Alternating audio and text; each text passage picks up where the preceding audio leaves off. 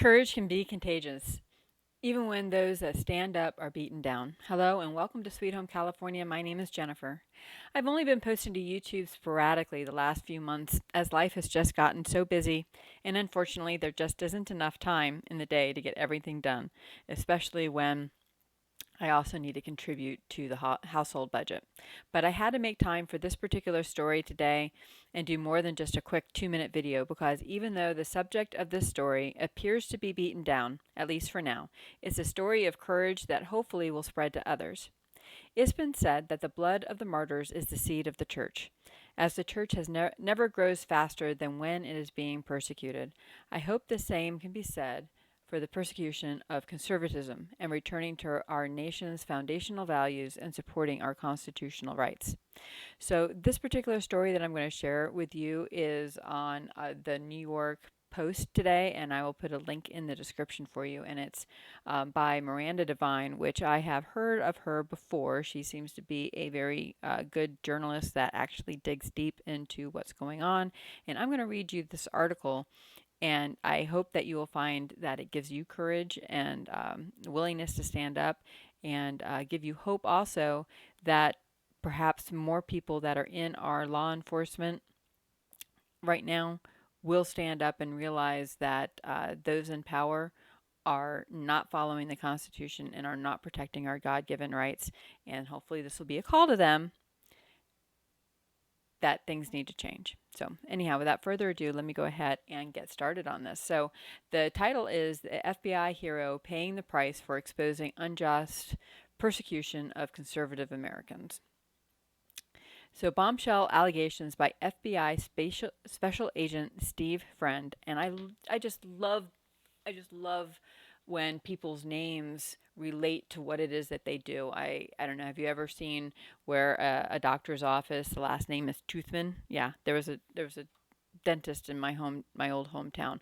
He was an orthodontist, and his last name was legitimately Toothman. Or Tiger Woods, for instance, and being perfect in golf, being such a good player. Well, now we have a friend in the FBI with Special Agent Steve Friend. His allegations were contained in a whistleblower complaint that were filed late Wednesday with the Department of Justice Inspector General, and they reveal a politicized Washington, D.C. FBI field office cooking the books to exaggerate the threat of domestic terrorism and using an overzealous J6 investigation to harass conservative Americans and violate their constitutional rights. Friend, who's 37, a respected 12-year veteran of the FBI and a SWAT team member, was suspended on Monday, stripped of his gun and badge, and escorted out of the FBI field office in Daytona Beach, Florida, after complaining to his supervisors about the violations.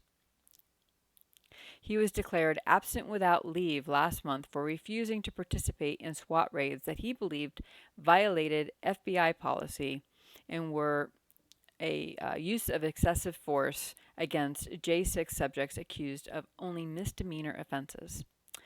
Let me take a side note on this again real quick. We've got people who have been incarcerated without trial or bail since for nearly 18 months, maybe even more. On the other hand, we have a gentleman, and I use the word ironically, that ran over a teenage boy who was calling his mom to help him against some lefty loony. And by the time she got there, this lefty loon had run him over.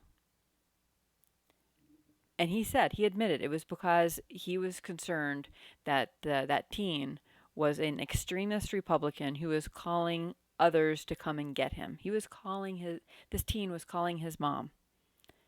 My heart breaks for that mom. My heart breaks for that teen that has lost his ability to live out the rest of his life. But anyhow, while we have J6 misdemeanor offenses, people being incarcerated for over 18 months, this lefty loon was out on $50,000 bail within 48 hours of being arrested for vehicular manslaughter. But anyhow, back to the story here. I want to give you some hope that, yes, there are some law enforcement that are pushing back against these unconstitutional and unlawful orders. And I just really want to give kudos to him. He is an American hero. This is back at the story here. Father of 2 small children. So he has financial obligations here. He has blown up his, quote, dream career because he could not live with his conscience if he continued to be part of what he sees as the unjust persecution of conservative Americans. Now, here's another side note. I wonder if a GoFundMe page was set up for him, if it would be taken down about as quick as it gets put up. I don't know. If anybody knows about any sort of financial assistance for this whistleblower, let me know, and I'll add it to the description here, just as long as it's legitimate. I doubt you're going to be able to successfully do that through GoFundMe. Consider Give, Send, Go. They are much more politically conservative and not taking down fundraisers for people who are on the right side of history here. All right, continuing on, he said that he has an oath to uphold the Constitution, he told supervisors when he asserted his conscientious objection to joining the August 24th raid on a J6 subject in Jacksonville, Florida. I have a moral objection, and I want to be considered a conscientious objector. Friend who did not vote for Donald Trump in the 2020 election said he told his immediate boss twice that he believed the raid and the investigative process leading up to it violated FBI policy, and that the subject's rights under the Sixth Amendment to a fair trial and the Eighth Amendment right against cruel and unusual punishment. Because, the punishment is supposed to fit the crime, okay? You're walking into an area that, in some cases, police opened up the doors, smiled as people walked through, took selfies with people, and that's going to result in incarceration for 18 months? It's ridiculous. I applaud that this man stood up. Here's a picture of him. I'm not sure if that was when he was serving in the FBI, if they use camouflage like that, or if that photo is from service in the military, because that certainly looks much more like a military outfit there. Continuing on, multiple violations. In his whistleblower complaint to the DOJ Inspector General Michael Horowitz, obtained by the Post, Friend lays out multiple violations of FBI policy involving J6 investigations in which he was involved. He says he was removed from active investigations into child sexual exploitation and human trafficking to work on J6 misdemeanor cases sent from D.C. How ridiculous is that? We've got children who are potentially in danger. Not potentially, are in danger. Why else are you investigating it? I don't know. Human trafficking and exploitation, and they take people off of those active investigations to track down misdemeanor trespassing. He was told domestic terrorism is a higher priority than child pornography.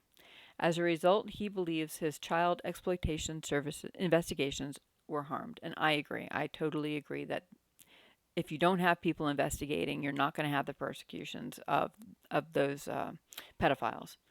He has also reported his concerns about a politicized FBI to Republican members of Congress, among 20 whistleblowers from the Bureau who have come forward with similar complaints.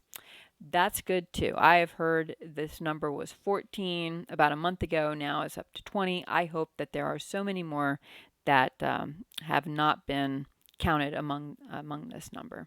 Among Friend's allegations, the D.C. field office is, quote, manipulating FBI case management protocol and farming out J6 cases to field offices across the country to create the false impression that right-wing domestic violence is a widespread national problem that goes far beyond the Black Swan event of January 6th. As a result, he was listed as lead agent in cases he did not even investigate, which his supervisor had not signed off on, and this is in violation of FBI policy. FBI domestic terrorism cases are being opened on innocent American citizens who were nowhere near the Capitol on J6, based on anonymous tips to an FBI hotline or from Facebook spying on their messages. These tips are turned into investigative tools called Guardians after the FBI software that collates them. This goes back, here's another aside, this goes back to the Tucker Carlson story where a woman from New Jersey had 3 FBI agents come knocking on her door because, quote unquote, anonymous tips said that she was in D.C. at this time and may have participated in that protest. And she wasn't even in D.C. So she invited them in and she showed them, but I don't know what further action may be taken on that. But this was just a normal woman, housewife, that doesn't seem to have any sort of national or state leadership role in anything. I'm so glad that Tucker Carlson shined light on that, but it's not. It didn't just happen in New Jersey. This guy is from out of Florida, this FBI agent, and he said that they were doing the same thing down in Florida. All right, continuing on, the FBI has post facto designated a grassy area outside the Capitol as a restricted zone when it was not restricted on January 6th, for the express purpose to widen the net of persecutions. So if you were in the lawn in front of the Capitol, now you may also be considered for prosecution. If that doesn't get enough attention, well, maybe they'll push that boundary out. If you're within a half a mile of the Capitol, they'll seek prosecutions. Where is the limit on this? If you were in D.C. at all and you happen to have voted for Trump and expressed any sort of questioning about the legitimacies of certain events, are you going to then be considered for prosecution? When does it end? Continuing on here, the FBI intends to prosecute everyone, even peripherally associated with J6, and another wave of J6 subjects are about to be referred to the FBI Daytona Beach Resident Agency for investigation and arrest. This is really scary. I have family members who support Donald Trump and who went to participate at his rally, listened to his speech, but that was it. They listened to the speech. They did not go walk over to the Capitol. Is this relative of mine going to be prosecuted just because she heard Donald Trump speak? Didn't go anywhere from there? But why would somebody not be allowed to go somewhere else? Why would they not be allowed to go protest in front of our Capitol? It's in the Constitution. That's like the First Amendment, to be able to assemble and to protest grievances, right? So long as you weren't being violent, yes, the people who were being violent and were breaking things, they deserve to be prosecuted. But just for being there, for walking in if the door was let open by a police officer, does that deserve it? Well, I just pray that we get fair judges in these trials and that these trials are seen quickly, because 18 months is way too long for these people to be held, and some of them in solitary confinement. All right, continuing on, the Jacksonville area was inundated with Guardian notifications, and FBI agents were dispatched to conduct surveillance and knock on people's doors. They have that much time on their hands that they can do this and not go searching for terrorists that are coming through our border, not to go track down pedophiles that are exploiting our children, but they have time to go knock on people's doors for alleged misdemeanor crimes. All right, this included people who had not even been to Washington, D.C. on January 6th, or who had been to the rally but did not go inside the Capitol. Friend says he was punished after complaining to his bosses about being dragged into J6 investigations that were violating citizens' Sixth Amendment rights due to overzealous charging by the DOJ and biased jury pools in Washington, D.C. His top security clearance was suspended last week because he entered FBI space, which was his office, and downloaded documents from FBI computer systems. It was an employee handbook and guidelines for employee disciplinary procedures to an unauthorized removable flash drive. And yeah, they, of course, you are working in a sensitive area, you have a security clearance, there are things on your computer that obviously you should not be downloading. And I can understand that they need to hold people accountable for that. But this certainly seems like going after him because of his whistleblowing and his complaints. And they are just looking for an excuse. It's been said that the average American commits like 2 or 3 felonies before lunch, just because we have so many laws on the books. So really, if they want to come after you, they're going to be able to find something. So this was just a pretext. All right, so in a September 16th letter from the head of FBI Human Resources, he was told he was losing his security clearance also because he, quote, espoused beliefs which demonstrate questionable judgment and demonstrated an unwillingness to comply with rules and regulations. Additional reprisals from bosses. In his whistleblower complaint, Friend describes, quote, reprisals from his supervisors after he voiced his objections. He says they ignored his complaint about, quote, manipulative case file practice which creates false and misleading crime statistics constituting false official federal statements. Instead of hundreds of investigations stemming from an isolated incident on the Capitol in J6, FBI and DOJ officials point to significant increases in domestic violent extremism and terrorism around the United States. At no point was I advised or counseled on where to take my disclosure beyond the reprising officials above. The threatened reprisal constituted a de facto gag on my whistleblowing. On August 19th, he told his immediate boss, Supervisory Senior Resident Agent Greg Federico, that he believed it was inappropriate to use an FBI SWAT team to arrest a subject for misdemeanor offenses, and opined that the subject would likely face extended detainment and a biased jury pool in Washington, D.C. Friend had suggested alternatives such as the issuance of a court summons or utilizing surveillance groups to determine an optimal safe time for a local sheriff deputy to contact the subjects and advise them about the existence of the arrest warrant. Federico told him it would have been better to just call in sick rather than voice his objection, and threatened reprisal indirectly by asking, hey, how long I saw myself continuing to work for the FBI. 4 days later, Friend was summoned to Jacksonville to meet his next level bosses, Assistant Special Agents in charge, Colt Markowski and Sean Ryan, about his refusal to join the SWAT raid. He told them that his concerns were over irregular case handling of J6 matters that he believed were in violation of a legal rule known as Brady that requires prosecutors to disclose evidence that would exonerate a defendant. They asked if he believed any J6 rioters committed crimes, and he replied some of the people who entered the Capitol committed crimes, but others were innocent. I elaborated that I believe some innocent individuals had been unjustly prosecuted, convicted, and sentenced. Markowski then asked Friend if J6 rioters who, quote, killed police officers, unquote, should be prosecuted, even though no such thing happened. When Friend pointed out that there were no police officers killed on J6, Markowski told him he was being a bad teammate. Both agents threatened reprisal again by warning me that my refusal to go on the SWAT raid would amount to insubordination. References were made to my future career prospects with the FBI. Friend was labeled AWOL the day the raid took place and stripped of pay.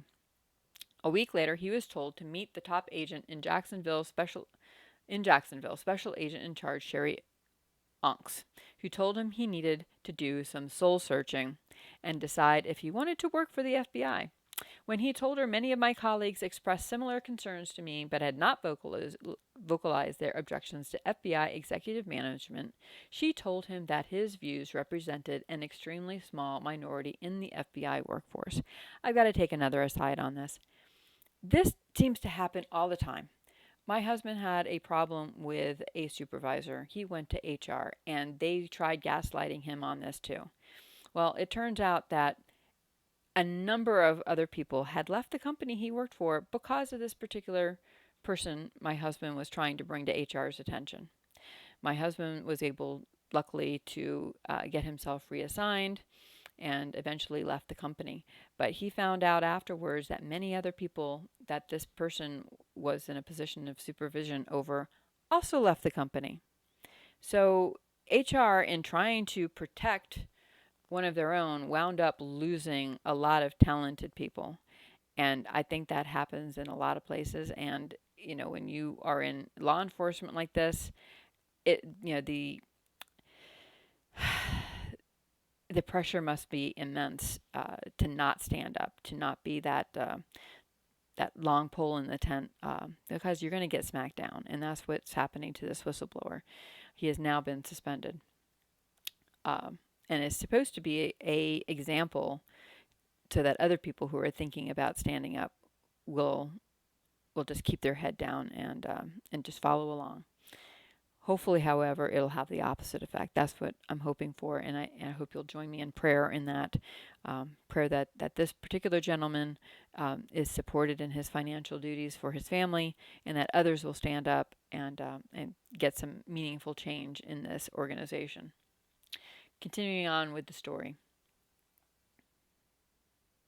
She then, this supervisory agent who gaslighted him, telling him that his views were a very small minority of the FBI workforce. She then shared an emotional experience of fearing for her own life, AOC style, when she was sitting on the 7th floor of the secure J. Edgar Hoover building, the FBI headquarters, after protesters 1 mile away seized the Capitol and threatened United States democracy. So, this is a person who has a few screws loose if she was fearing for her life, and this was happening a mile away. Continuing on, Friend says his concerns were shared by a large number of rank-and-file FBI agents across the country who believe they are being used as pawns to pursue the political agenda of the bosses in Washington, D.C. These kinds of abuses of the law are a morale killer for field agents, he says. Many agents who joined the FBI in the wake of 9/11 are keeping their heads down because they are so close to their 20-year retirement with full pension. But he says that they are equally disgusted at being forced to take part in the politicization of federal law enforcement. I really feel for these people. It is really hard to stand up and risk everything. You've worked for this company, this organization for 20 years, near 20 years. You are so close to retirement where you will have a pension for the rest of your life. Are you going to stand up and be that long pole? It takes a lot of courage to do that. Remember that Marine Lieutenant Colonel who did just that? He stood up against the handling of the Afghanistan withdrawal. They gave him so many opportunities to take back what he said, keep his head down, finish out his 20 years, and he absolutely refused. He took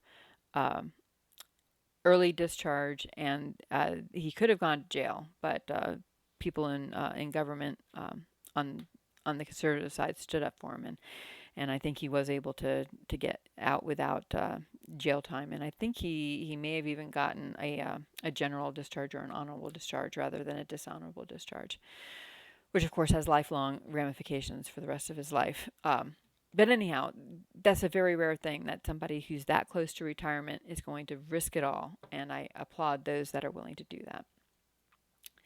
Other whistleblowers say that the disquiet grew after the FBI raid on Donald Trump's Mar-a-Lago home in Florida on August 8th. I wonder if there were any FBI agents from that raid who refused to go on the raid, who were then called absent without leave. I would love to know that information. I hope some did. I don't know if that happened though or not. Continuing on, Republican Senator Chuck Grassley of Iowa, who is working with these heroic FBI agents, has been trying to introduce legislation to strengthen the Bureau's woefully inadequate whistleblower protections. Friend's complaint will be a test case, so hopefully this will go through, and Friend will be protected for standing up. In a letter to FBI Director Wray on August 11th, Grassley alleged that a committee of FBI field agents had been to see Wray to express the concerns of agents in all 56 field offices across the country, and that the FBI has become too politicized in its decision-making. Grassley further alleges that those concerns were removed from this year's final report. So if it's not in writing, it didn't happen, right? And then that way you can have some supervisory field agent tell Friend, it's just a minority. See, we don't have any reports. Well, that's because they're taking the report. They're taking it out of the report. Uh, so anyhow, they have reports annually. So this year's FBI Special Agent Advisory Committee, it was taken out of that report. Wray ignored Grassley's letter along with a dozen other letters from the Iowa senator alleging gross malfeasance at the Bureau. But unrest is growing among field agents about the weaponization of the FBI against the Biden administration's political opponents under Wray, and he can't ignore it for long. And that is the end of that particular article. But anyhow, God bless Agent Friend for being our friend and standing up against this happening here. Hopefully, courage is contagious. Hopefully, this persecution will result in more people standing up. But we need to support them. So if there is some sort of give, send, go account out there for him, this is a man has lost his job. He's got family to support. God bless him. God bless our other law enforcement that are doing the right thing and standing up against unconstitutional, illegal orders from their supervisors. God bless, and I will talk to you next time. Have hope. Bye.